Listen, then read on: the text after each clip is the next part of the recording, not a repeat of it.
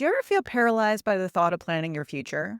Like your dreams and your goals are just so big, you get completely overwhelmed and you have absolutely no idea where to start. For so many of us type A overachieving women like myself, the pressure to create the perfect vision can leave us stuck, spinning our wheels and completely unsure of ourselves. In today's episode, we are going to build on from the clarity that you gained in episode 2, where we identified your 4 key values as well as created a 5-year vision surrounding them. And today we're going to focus on breaking down that vision into manageable goals so that you could take confident steps moving forward. You're listening to The Next Step with Corrie Lo, where we transform overwhelm into confident action.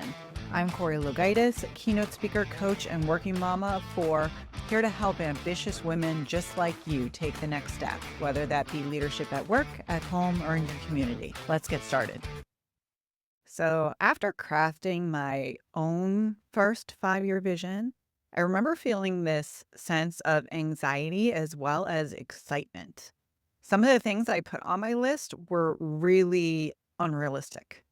So some examples of this included that I was going to be remarried with 2 children and another baby on the way, which for those of you who don't know me and you're new here, I left an abusive relationship when my son was only 5 months old. So that said, I did this 5-year vision immediately after that divorce.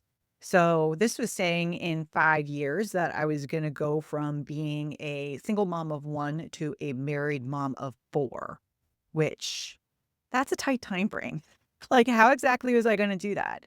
Some other things that I had put on there too was that I was going to get a promotion. I was going to be able to change some of the arrangements at our office to be able to allow for more flexible work arrangements, which was important to me. And again, that was very unrealistic because my old career, we were in wholesale distribution. We made our money moving boxes between locations.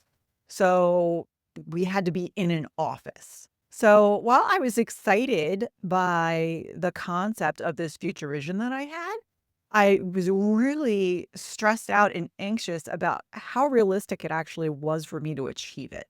The clarity was there, but I was so overwhelmed by how far away it all felt. So here's the thing. Visions are meant to inspire you, but at the same time, it's completely understandable for them to feel daunting if you don't know the exact steps that you need to take to be able to make it a possibility. So some common pitfalls that I see working with my clients and when I'm speaking to audiences include feeling overwhelmed by the overall scale of your vision. This is very similar to how I felt wanting to go from being a single mom of 1 to a married mom of 4 in less than 5 years. Like, how do you even begin with that? Also, another common pitfall is trying to tackle everything all at once. Like, how would I tackle going from being single to being married at the same time that I'm trying to take over the world? It's my former company, getting a promotion and completely changing their work-life balance arrangements. It's easy to feel overwhelmed without having a clear plan when you're trying to tackle everything all at once. And then last but not least, staying stuck in this cycle of perfectionism because you're afraid to take action unless every single element is perfect. And the worst part about this is by getting stuck in perfection, you don't even start at all, right? And that's what we're trying to avoid. All right, so let's break down how to take this huge 5-year vision into more achievable goals. The first things first, you want to revisit that 5-year vision. And in doing so, think to yourself, what is one thing that I could really focus on from this vision in the next year? What's one thing that would be entirely realistic for me to be able to check off my list this year? What's one thing that I can achieve this year that will bring me even closer to that 5-year vision? So sit back and think to yourself, what are 1 or 2 things max that I can tackle this year specifically that are in direct alignment with my ultimate 5-year vision. Next, we're going to take that big annual goal and break it into monthly milestones. The way I always like to describe this is it's like running a marathon, right? You don't go into running a marathon thinking, okay, I'm going to run the 26.2 miles right off the bat. No, you don't train for 26.2 miles just by going out there and running 26.2. You have to take it in mile markers. So from here, you're going to take that big annual goal and you're going to break it into individual monthly segments that would be achievable. The best way to think of this is as smaller wins that when achieved, it keeps you on track, right? Because you're motivated to keep going. So here's an example. Let's say that your goal for the year is you want to get a promotion. So some monthly milestones that you could include into there might be things like finding a mentor or starting to document your overall production in your job so that you have that for when you go to your annual review.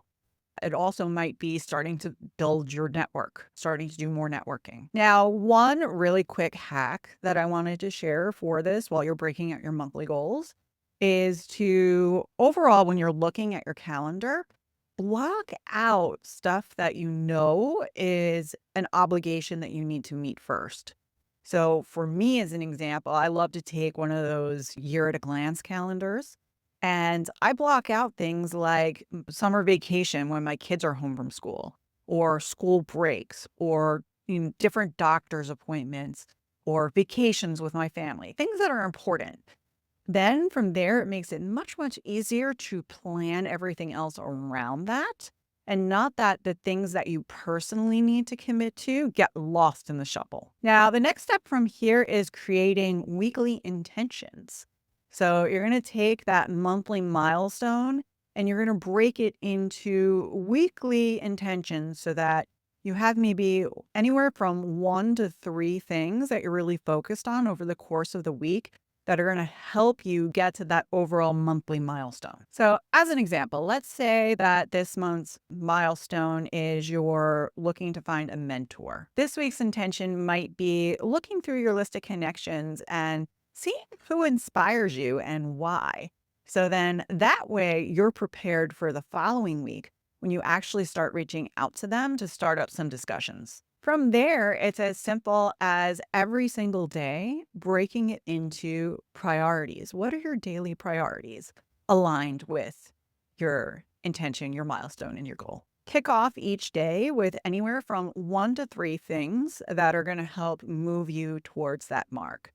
So in the example that we were just sharing before, it might be that you set aside 5 minutes from your day to start writing out a list of the different mentors that you potentially could reach out to and really start thinking about, okay, why specifically is it that this is somebody that inspires me that I should reach out to? So one great actionable tip I have for you is to make sure that you're leveraging different sort of time management tools.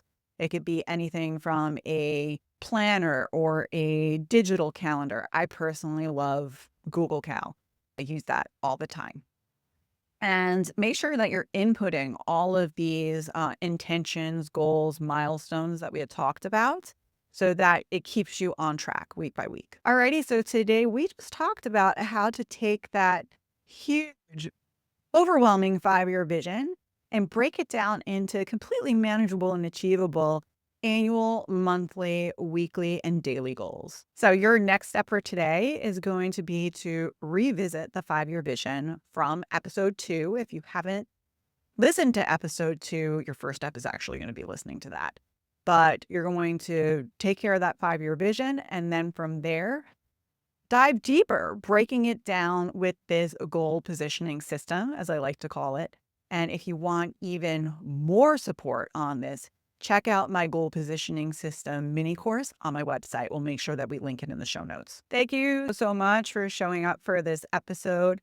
I am so proud of you for making the time for yourself to not only create greater vision for yourself, but for taking the time to break it into manageable steps so that you could take action on it. Next week, we're going to talk all about what to do when you get off track. Sometimes we set great goals, intentions, plans, and we start doing all the things and we lose momentum. we fall off the rails, right? What exactly do we do when that happens? Check back next week, and we're going to dive deep into that. We'll see you there. Thanks for checking out The Next Step with Corrie Lo. If this episode resonated with you, share it with a friend, subscribe, and leave a review. Together, we'll transform overwhelm into action, and we'll keep taking the next step towards confident leadership. See you next time.